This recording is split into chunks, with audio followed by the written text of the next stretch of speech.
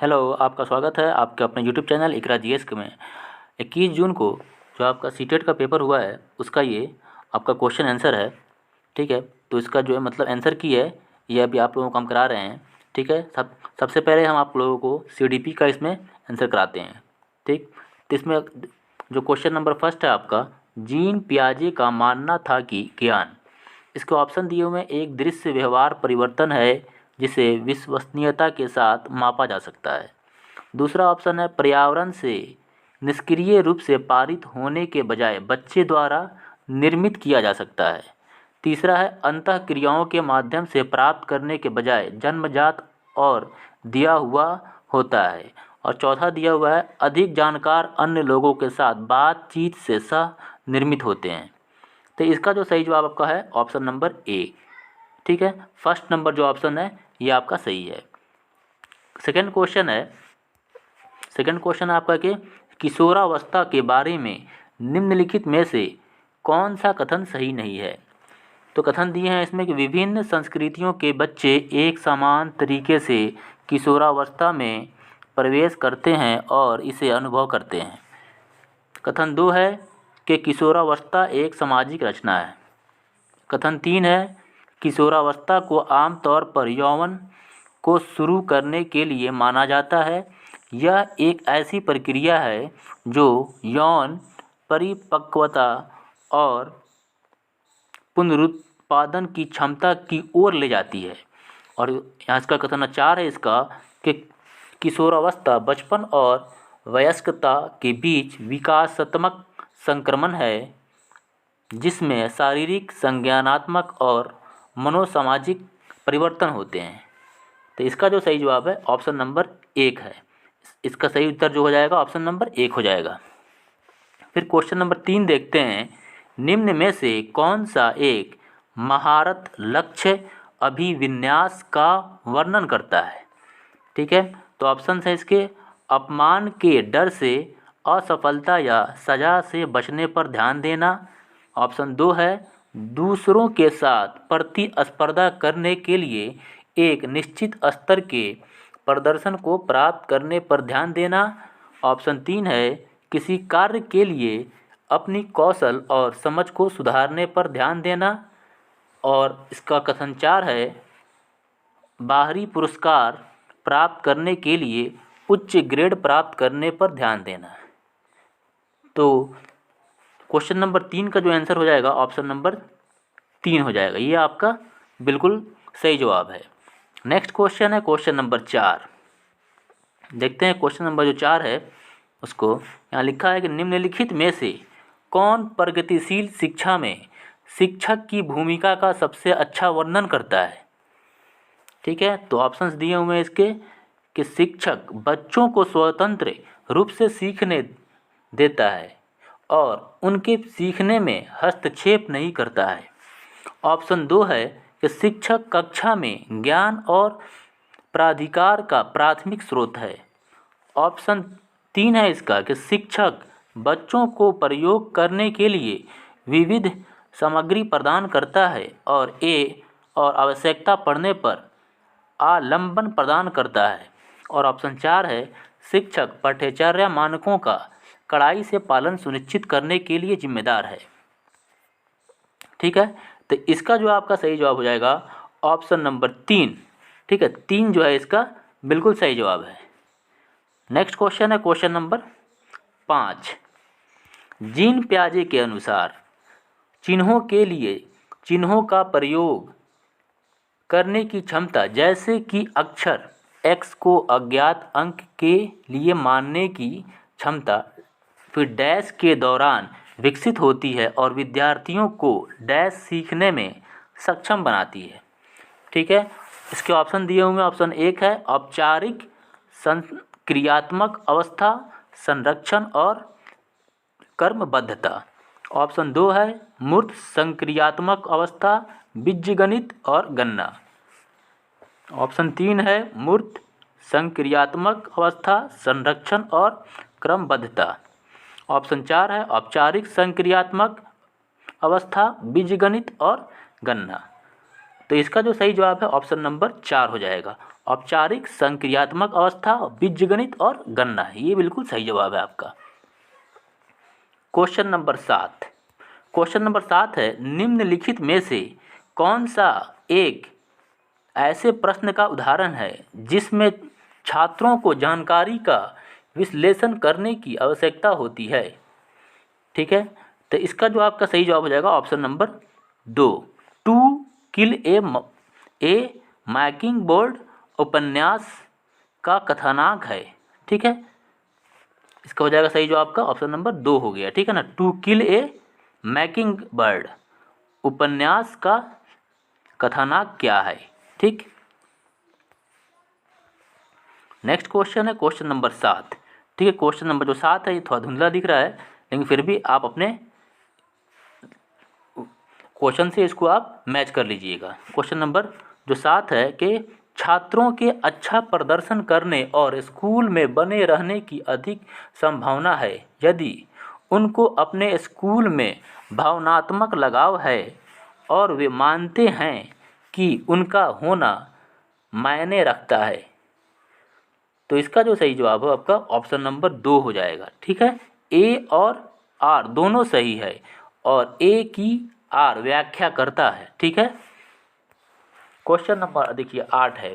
Question number 8 दिया हुआ है कि पाठ्य पुस्तकों और मीडिया में विभिन्न जेंडर का प्रतिनिधित्व कितना और किस तरीके से किया जाता है।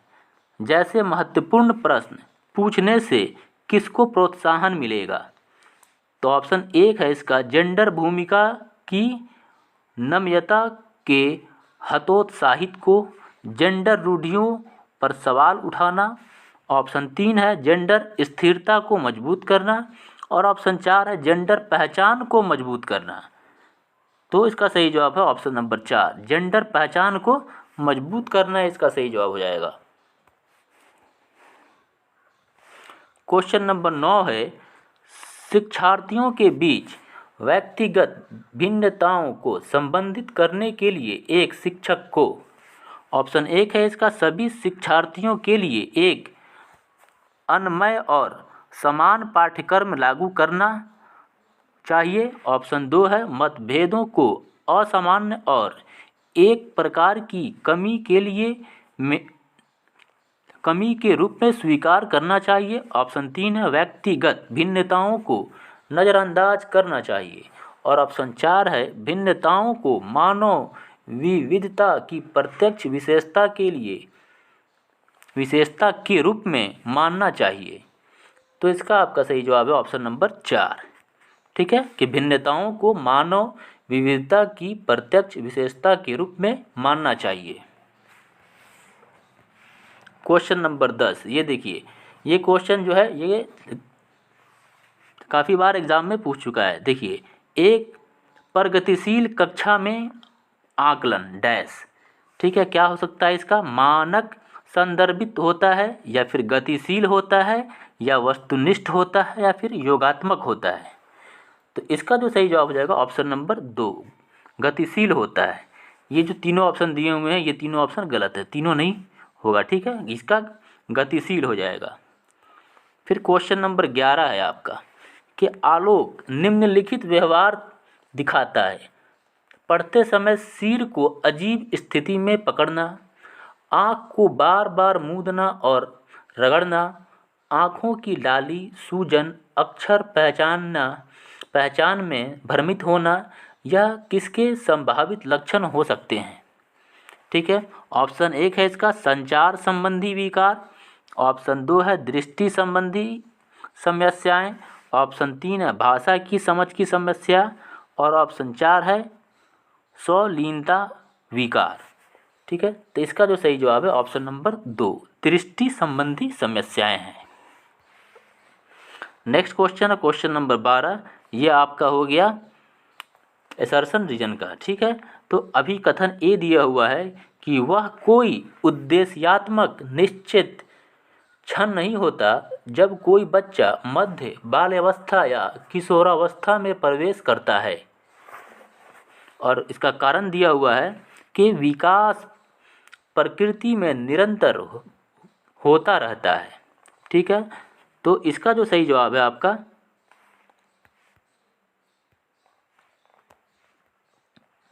ऑप्शन नंबर इसका 2। ठीक है, ऑप्शन नंबर कौन सा हो जाएगा इसका 2। ए और आर दोनों सही है और ए की आर सही व्याख्या करता है। ठीक है ना। नेक्स्ट क्वेश्चन है क्वेश्चन नंबर 13। ठीक है, यहाँ दिया हुआ अभिकथन 1, शिक्षकों को निरंतर अपने स्वयं के रूढ़िवादिता और पूर्वाग्रहों पर चिंतन करना चाहिए। कारण दिया हुआ इसका सांस्कृतिक रूप से उत्तरदायी शिक्षण का अर्थ है कि शिक्षक चिंतनशील हो। तो इसका जो सही विकल्प होगा वो कौन सा हो जाएगा आपका ऑप्शन नंबर 2। ए और आर दोनों सही है और ए की आर सही व्याख्या करता है।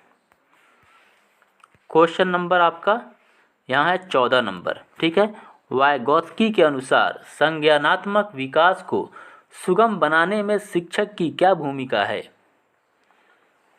ठीक है, तो इसका सही जवाब है आपका ऑप्शन नंबर 3। आलम्बन के माध्यम से छात्र के सीखने का मार्गदर्शन और समर्थन करना। ठीक है, ऑप्शन अब है क्वेश्चन नंबर आपका 15।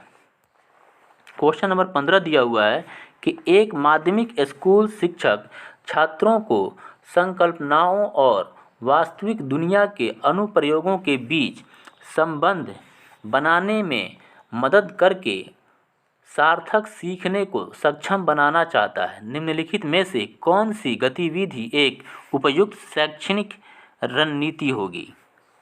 तो इसके ऑप्शन दिए हुए हैं। ऑप्शन 1 है छात्रों को छोटे समूह में वर्तमान मुद्दे पर शोध करने दें और अपने निष्कर्ष कक्षा में प्रस्तुत करें।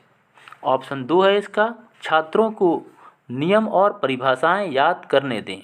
ऑप्शन 3 है विद्यार्थियों से बहुविकल्पीय प्रश्नों वाली कार्य पत्रक पूरी करने को कहें। और ऑप्शन 4 है विद्यार्थी को उद्दीपक प्रतिक्रिया अनुबंधन की विधि द्वारा सीखने को कहें। तो इसका जो सही जवाब है आपका ऑप्शन नंबर 1 है। ठीक है, ये एक नंबर जो ऑप्शन है ये सही है कि छात्रों को छोटे समूहों में वर्तमान मुद्दे पर शोध करने दें और अपने निष्कर्ष कक्षा में प्रस्तुत करें। अब क्वेश्चन नंबर 16 है लेव वाइगोत्स्की के अनुसार बच्चे डैश के साथ अंतःक्रिया के अनुभव से लाभान्वित होते हैं और उन कार्यों को कर पाते हैं जो उनके समीप दूराभिमुख विकास के क्षेत्र के डैश हैं। तो इसके ऑप्शन दिए हुए हैं भौतिक वातावरण बस बाहर। ऑप्शन 2 है अधिक जानकार अन्य या फिर अंदर। ऑप्शन 3 है अधिक जानकार अन्य बस बाहर। और ऑप्शन 4 है भौतिक वातावरण अंदर। तो इसका जो सही जवाब है आपका ऑप्शन नंबर 1 भौतिक वातावरण बस बाहर। ठीक, नेक्स्ट है आपका के डायलेक्सिया जो है अनपढ़ वैकल्प डिसलेक्सिया जो है डिसलेक्सिया। ठीक है, डिसलेक्सिया एक डैश स्थिति है जो शिक्षार्थी को डैश की क्षमता को प्रभावित करती है। ठीक, तो इसका सही जवाब हो जाएगा ऑप्शन नंबर 3 तांत्रिकीय न्यूरोलॉजिकल ध्वनियों को प्रतीकों चिन्हों के साथ जोड़ने। ठीक है, तो नेक्स्ट क्वेश्चन है आपका क्वेश्चन नंबर 18 है कि निम्नलिखित में से कौन सा समाजीकरण की प्रक्रिया की विशेषताएं हैं। इसका कथन 1 है कि यह एक रेखीय प्रक्रिया है। कथन बी है यह एक जटिल प्रक्रिया है। कथन सी है यह एक बहुआयामी प्रक्रिया है। और कथन डी है यह विभिन्न संस्कृतियों में विशिष्ट रूप से होती है। तो इसका जो सही जवाब है ऑप्शन नंबर 4 बी सी और डी इसका सही है। बी सी और डी नंबर क्या है इसका सही है। नेक्स्ट क्वेश्चन है क्वेश्चन नंबर 19। क्वेश्चन नंबर 19 है इसका अभी कथन दिया है कि एक समावेशी कक्षा में सीखने के लक्ष्यों शैक्षणिक रणनीतियों के साथ साथ आकलन में अनुकूलन किया जाना चाहिए।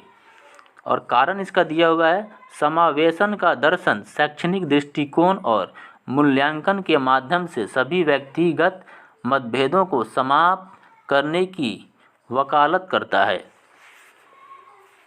ठीक है, तो इसका जो हो जाएगा आपका सही जवाब हो जाएगा ये ऑप्शन नंबर, इसका हम ऑप्शन नंबर, ठीक है, बाद में आपको बताते हैं क्योंकि ये थोड़ा सा डाउटफुल है, तो इसको हम नेक्स्ट टाइम में करेंगे। ठीक, फिर देखते हैं क्वेश्चन नंबर 20 को। क्वेश्चन नंबर 20 है कि निम्नलिखित में से कौन एक समावेशी कक्षा का उदाहरण नहीं है। ठीक, तो इसका सही जवाब है ऑप्शन नंबर 1, प्रतिस्पर्धी लोकाचार को प्रोत्साहित करना। क्वेश्चन नंबर 22 है, ठीक है, 22 में देख लीजिए, ये है कि the less able a child. ठीक है, तो इसके हिंदी हम पढ़ देते हैं कि एक बच्चा किसी कार्य को करने में जितना कम सक्षम होता है, शिक्षकों को उतने ही अधिक संकेत व इशारे देनी चाहिए, और जैसे जैसे बच्चा अधिक से अधिक कर सकता है, शिक्षक को कम से कम मदद करनी चाहिए। ठीक है, कारण दिया हुआ है कि बुद्धि लब्धि की गणना करके सटीक रूप से नहीं मापा जा सकता है। ठीक, तो आपका इसका जो सही जवाब हो जाएगा ऑप्शन नंबर 4, ए सही है लेकिन आर जो है वो गलत है। अब क्वेश्चन नंबर 22 है कि एक शिक्षिका ने नोटिस किया कि उसका एक छात्र अत्यधिक विचलित है और उसे कक्षा के दौरान ध्यान देने में परेशानी होती है। निम्नलिखित में से कौन सी रणनीति छात्र को केंद्रित रहने में मदद करने के लिए एक प्रभावी रणनीति होगी। तो इसका सही जवाब हो जाएगा ऑप्शन नंबर 4, स्व नियमन और समय प्रबंधन के लिए छात्र को टाइमर देना। नेक्स्ट क्वेश्चन है, क्वेश्चन नंबर आपका हो जाएगा 23। क्वेश्चन नंबर 23 है कि वास्तविक जीवन की समस्याओं और मूर्त अनुभवों से सीखने से बच्चों को अधिगम और जानकारी प्राप्त करने के लिए कई रास्ते मिलते हैं, और इसका कारण दिया हुआ है कि विकास अपेक्षाकृत व्यवस्थित और अनुक्रमिक है। ठीक है, तो आपका इसका जो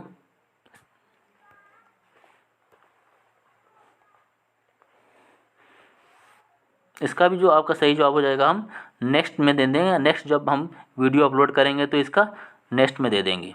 ठीक है, अब देखते हैं नेक्स्ट क्वेश्चन को।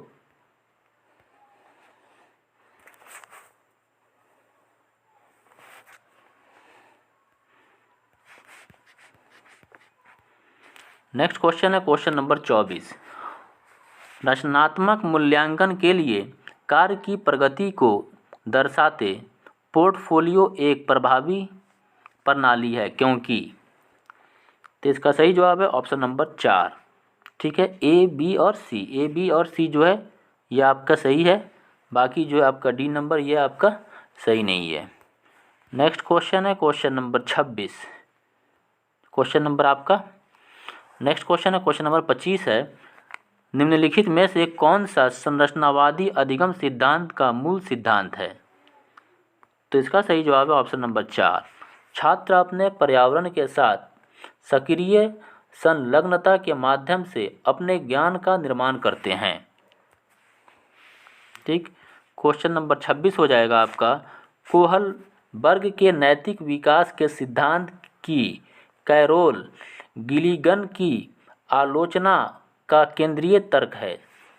ऑप्शंस दिए हुए हैं। ऑप्शन 1 है स्कूल जाने वाले बच्चों के लिए अध्ययन के शैक्षिक निहितार्थ। ऑप्शन 2 है देखभाल की नैतिकता और नारीवादी दृष्टिकोण। ऑप्शन 3 है बच्चों की नैतिक क्षमताओं को अधिक आंकना। और ऑप्शन 4 है बच्चों के अध्ययन में प्रायोगिक शोध प्रणाली का उपयोग। ठीक है, तो इसका जो आपका सही जवाब हो जाएगा ऑप्शन नंबर 2 है, देखभाल की नैतिकता और नारीवादी दृष्टिकोण। Question number 27। क्वेश्चन नंबर 27 दिया हुआ है आपका कि सुजाता नृत्य प्रतियोगिता में केवल इसलिए उत्सुकता से भाग लेती है क्योंकि वह नगद का प्रथम पुरस्कार जीतने में रुचि रखती है। तो सुजाता, तो इसका सही जवाब हो जाएगा ऑप्शन नंबर 3, बाहरी रूप से प्रेरित है। ओके, ठीक है। और नेक्स्ट क्वेश्चन देखते हैं, क्वेश्चन नंबर 29। कोहलबर्ग के नैतिक विकास की किस अवस्था में बच्चों का तर्क कानून की नैतिकता के इर्द गिर्द घूमता है? तो इसका सही जवाब हो जाएगा ऑप्शन नंबर 3, ठीक है, पारंपरिक नैतिकता। और क्वेश्चन नंबर 30। एक प्रारंभिक विद्यालय का शिक्षक छात्र के शैक्षणिक आत्मा संप्रत्यय के विकास को दृढ़ता से प्रभावित कर सकता है। तो इसका सही जवाब है ऑप्शन नंबर 4, छात्रों में स्वायत्तता और पहल को पुरस्कृत करना। ठीक है, तो ये CDP का जो है ये लास्ट क्वेश्चन था। जो इसके आगे हम वीडियो डालेंगे तो इसके बाद वाला क्वेश्चन सब को हम डाल देंगे, ठीक है ना। ऐसे आपका हो गया साइंस का, मैथ का और SST का। इसके बाद जो हम वीडियो बनाएंगे, ठीक है, नेक्स्ट वीडियो में उसको अपलोड कर देंगे। तब तक के लिए आप अपना 30 क्वेश्चन को मिला लें, ठीक है। अगर आपको चैनल अच्छा लगा होगा तो आप चैनल को सब्सक्राइब करें ताकि हम नेक्स्ट जो वीडियो डालेंगे आपको नोटिफिकेशन उसका मिल जाएगा।